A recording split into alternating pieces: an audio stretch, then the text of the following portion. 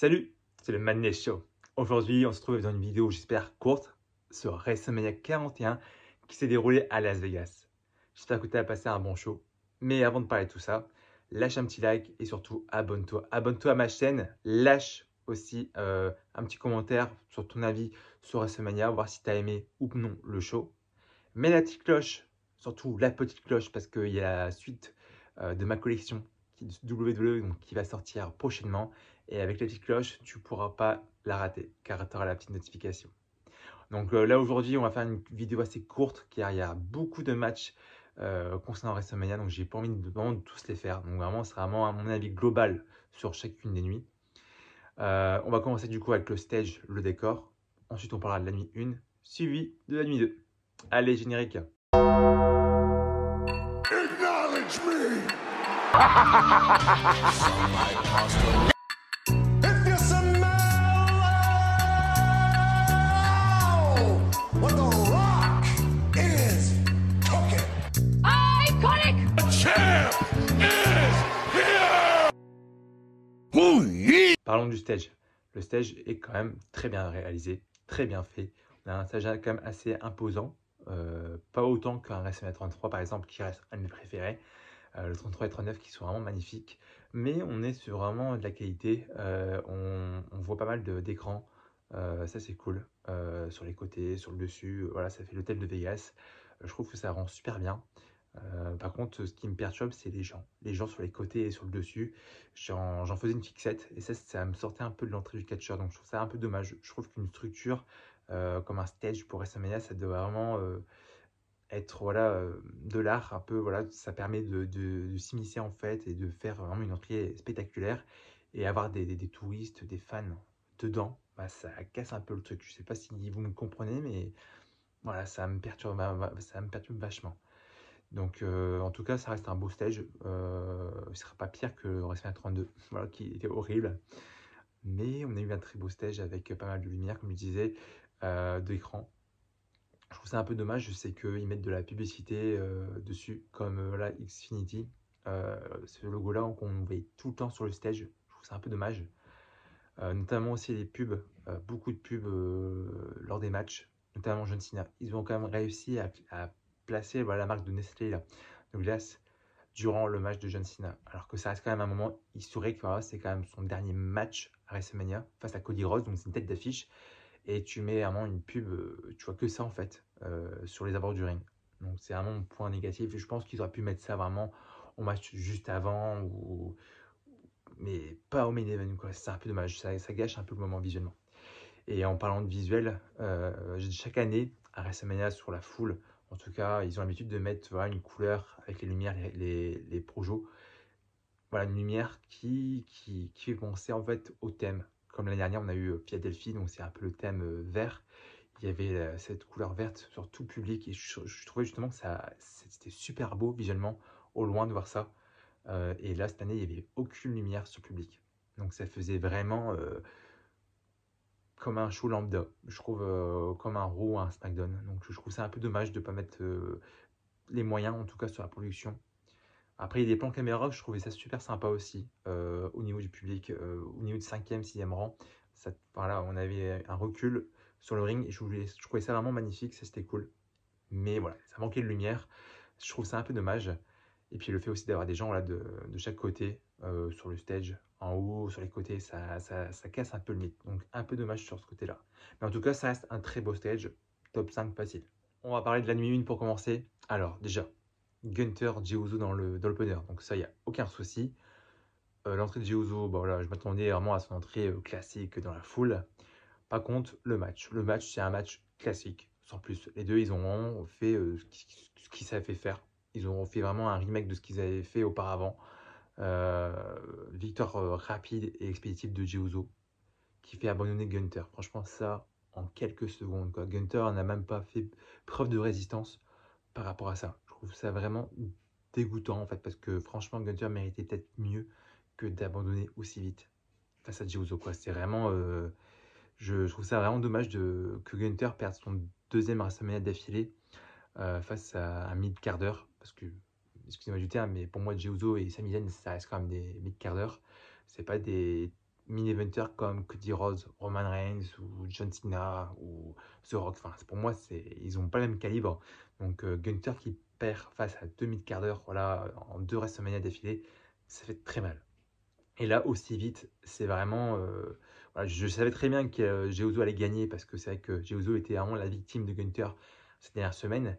Mais là, pour qu'il fasse abandonner Gunther aussi rapidement, je trouvais ça vraiment pas cohérent, pas crédible du tout. Bah, Gunther, il va en chier, je pense, pour rattraper un peu de crédibilité derrière. Ensuite, on a des matchs classiques, toujours. Voilà, des matchs vraiment qui sortent pas du lot, qui sont pas dignes de WrestleMania pour moi. Notamment les Viking Riders contre Kofi Kingston et Xavier Wood. Pour moi, ils auraient pu faire un match bien meilleur. Pareil pour le LA Knight Jacob Fatu, où c'était vraiment sans plus. Victoire de Jacob Fatu, c'est juste ce qui me fait plaisir, personnellement. Mais sinon, ça reste un des matchs assez classiques qu'on aurait pu avoir en weekly. Et je pense que même en weekly, c'était vraiment un match stratégie. C'est cool. Voilà. Ensuite, on a le Naomi contre Jade Cargill qui était très sympa. Je trouve que même sans titre, les deux, elles se sont bien débrouillées. On a eu un match très très sympa, divertissant. Donc ça, c'était vraiment un petit point positif pour le show, la nuit 1. Et ensuite, on a le match de Tiffany contre Charlotte Flair. Donc là, on a une très belle entrée de Tiffany Stratton sous le thème de Barbie. Donc c'était vraiment parfait. Et puis ça collait tellement bien avec le stage, la maison de Barbie. Donc c'était vraiment parfait. Franchement, voilà, rien à dire. Charlotte Flair, voilà, une entrée spectaculaire comme d'habitude à WrestleMania. Un match qui est très très très bon. Franchement, le match était très bon. Il m'a pas déçu. Même si la storyline, l'histoire a été mal racontée en tout cas, j'ai bien aimé le match, des très bons moves. Stephanie qui s'est pris, je pense, un coup au niveau des dents. Elle a dû douiller, elle avait du sang, mais en tout cas, elle a gagné, donc je suis très content pour elle. Voilà, enfin, sincèrement, je suis très content pour elle. Donc, point positif, heureusement qu'il y avait ce match-là, et surtout le main event. Donc, on a eu Seth Rollins contre Roman Reigns et CM Punk. CM Punk, l'intro avec son ancien theme song, voilà, c'était des souvenirs, des memories, voilà, clairement, mais des memories. C'est trop trop bien de réécouter cette musique-là à WrestleMania. Puis là, on voit Living Cooler qui fait son theme song comme à WrestleMania 29. Là, il est accompagné de Paul Heyman. Ensuite, comme à l'époque, sa fameuse tenue jaune là avec laquelle il a battu Jeff Hardy à SummerSlam 2009. Voilà, encore des souvenirs traumatisants qui reviennent, mais en tout cas, ça fait très plaisir de voir un CM Punk old school faire son entrée. Franchement, c'était top. Roman Reigns, c'était aussi bien, avec les écrans qui ont descendu par rapport à sa famille. Je trouvais ça vraiment sympa, le petit clin d'œil. Rollins, bah, ça reste une entrée de Rollins, comme chaque semaine. Mais en tout cas, c'était un très bon main-event. J'ai vraiment aimé le match. Ça a bougé pas mal. Je pensais qu'il y avait plus de temps mort que ça, et au final, non. Ils nous ont dit vraiment un très bon match, avec vraiment des petits clins d'œil par rapport justement au Shield, à CM Punk, à Paul Heyman. Paul Heyman qui est intervenu, qui a trahi CM Punk pour commencer, puis Roman Reigns. Enfin, franchement, c'était cool. Je savais que Paul Heyman allait avoir un rôle à jouer dans ce match, mais peut-être pas aussi important. Voilà. Mais en tout cas, heureusement, parce que CM Punk, avec Paul Heyman, je pense que c'était juste le temps d'asseoir et je pense que ça suffisait. Paul Heyman avec Roman Reigns, ils ont fait leur temps. Et je pense que Rollins, c'était peut-être le gars qui a besoin d'un renouveau dans sa carrière. Je pense que là, en tant que face, il a fait le tour. Donc je pense qu'un heel turn, c'était vraiment le bon moment et il était temps. Clairement. Et avec un Paul Heyman derrière, je pense qu'on peut vraiment avoir... voilà, je pense à un Rollins champion bientôt, face à peut-être un Jey Uso. Et puis un Rollins qui a le titre et qui sera vraiment opportuniste. Voilà, je pense qu'on peut avoir ça avec Paul Heyman derrière. Donc je pense qu'on peut vraiment avoir une très belle mise en avant de Rollins prochainement. Et ça c'est top. Donc voilà pour la nuit 1. En tout cas, c'est une nuit qui m'a quand même bien déçu. Je vais pas dire le contraire, qui m'a déçu parce que je m'attendais quand même un petit peu à mieux. C'est vrai que les cartes, voilà, les matchs qui étaient présentés n'étaient pas non plus les matchs les plus folles, les plus fous, pardon, de la nuit. C'est vraiment les matchs, je m'en foutais un petit peu clairement. Jacob Fatu, les Night, Viking Raiders contre Kofi Kingston, c'était pas vraiment les matchs qui me faisaient rêver. Mais en tout cas, on les a eus. Donc, on a eu un très beau main event en tout cas. Donc, heureusement que les deux derniers matchs ont sauvé le show. Dis-moi en commentaire en tout cas ce que tu as pensé de la nuit 1 en commentaire. J'aurai plaisir à le lire, puis à te répondre. Puis on va passer maintenant du coup à la nuit 2. Du coup là, on passe à la nuit 2. À la nuit 2, on commence avec le match Rhea Ripley contre Bianca Belair contre Io Sky. 3 belles entrées, la tenue parfaite voilà, pour Bianca Belair. Sa tenue était vraiment magnifique. Rhea, c'était sympa aussi. Mais ils ont ouvert le show et qu'est-ce qu'ils ont eu raison de le faire. Le match était vraiment incroyable. Je pense que c'était mon match préféré de WrestleMania 41. Le match entre les trois était vraiment magnifique. Ça bougeait dans tous les sens. Il y avait peu de temps de repos. Franchement, que des bons spots. Et une victoire de Io Sky. Voilà. On l'avait prédit ici et c'était le cas. Donc super content pour elle. Elle le mérite. Et un très bon match en tout cas des trois. Et étonnamment surpris que Bianca Belair soit autant huée durant le match. Ensuite, on a eu des matchs très sympas aussi. Donc, Damien Priest contre Drew McIntyre. Donc, un match assez violent. Je pensais qu'ils allaient être plus violents que ça. Je suis un peu déçu sur ce côté-là. Qu'ils allaient peut-être utiliser plus d'objets ou partir peut-être sur le stage, etc. En profiter justement qu'il y avait du public au niveau du stage pour les faire réagir. Mais ils n'ont pas utilisé l'idée. Mais ça reste un très bon match. Et puis Drew McIntyre qui utilise les réseaux. Donc Drew qui utilise les réseaux, ça c'est cool. Parce qu'il est excellent. Voilà, il troll énormément et je trouve que c'était l'occasion pour lui de briller à WrestleMania avec ce tweet. Ensuite, on a un match entre AJ Styles et Logan Paul. Un match qui m'a déçu personnellement. Parce que je m'attendais vraiment à mieux. Je m'attendais vraiment à des sauts, à des prises un peu plus techniques, etc. Et ça reste un match sans plus, avec Karrion Kross qui intervient. Et ce gars, enfin, je sais qu'il y a des fans de Karrion Kross. Mais déjà, en weekly, on le voit tellement peu. Et il fait aucune réaction. Voilà, il a aucune réaction de la foule. Et là, il a un moment à WrestleMania durant le match DJ Styles. Mais franchement, c'est vraiment le Logan Paul et AJ Styles avec Karrion Kross. T'aurais pu caler ça à SmackDown avant Mania, c'était très bien. Pas besoin de mettre ça sur la carte de Mania, vraiment. Enfin bref. Ensuite, on a eu aussi Stone Cold Steve Austin qui est apparu avec son quad qui a percuté la rambarde, qui a fait tomber une fan. Je trouve que c'est un peu exagéré quand même. Hein. La fan elle a été surprise, hein. Je ne vais pas dire le contraire du choc. Mais bon, elle en a fait un peu des caisses, je trouvais. Après, c'est mon point de vue hein, en tant que téléspectateur, mais je trouvais qu'elle en a quand même pas mal rajouté. Donc Stone Cold, donc, grosse ovation pour lui, donc ça c'était cool de le voir. Durant la nuit 2, on a également Randy Orton qui fait face à un catcheur mystère qui n'est que Joe Hendry. Joe Hendry qui fait son arrivée à WrestleMania. Donc belle petite ovation. C'est un catcheur que j'avais pensé justement pour affronter Orton. Je me suis dit quel catcheur est disponible rapidement qui est en plus dans les tendances actuelles, car c'est vrai qu'il est quand même bien acclamé des fans. Notamment à NXT, à la TNA, parce que c'est le champion. À la WrestleCon, il fait pas mal de ventes de photos, de dédicaces, donc c'est vraiment un catcheur tendance. Et voilà, qui est disponible rapidement, je pense. Un catcheur de la TNA, c'est l'occasion justement de mettre en avant ce fameux contrat entre les deux organismes, qui est la TNA et la WWE. Donc Joe Hendry, un match très sympa, très fun. Voilà. J'aurais peut-être préféré peut-être avoir Solo Sikoa à la place, ou même Rusev.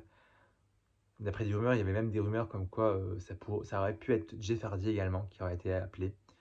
Et je pense que Jeff Hardy, j'aurais bien aimé en tout cas. Tellement plus. Mais bon, on a eu un match très fun à la fin avec Joe Orton qui a kiffé.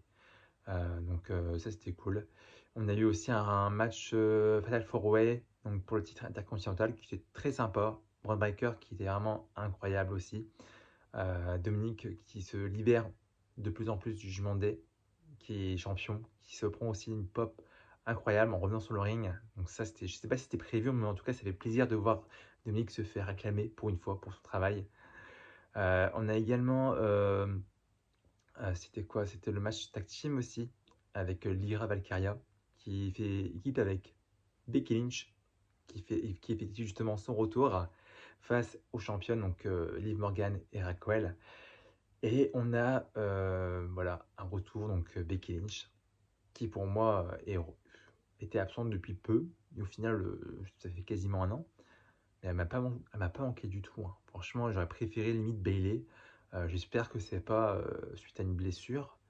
Mais en tout cas, Bayley, elle avait vraiment sa place dans le match.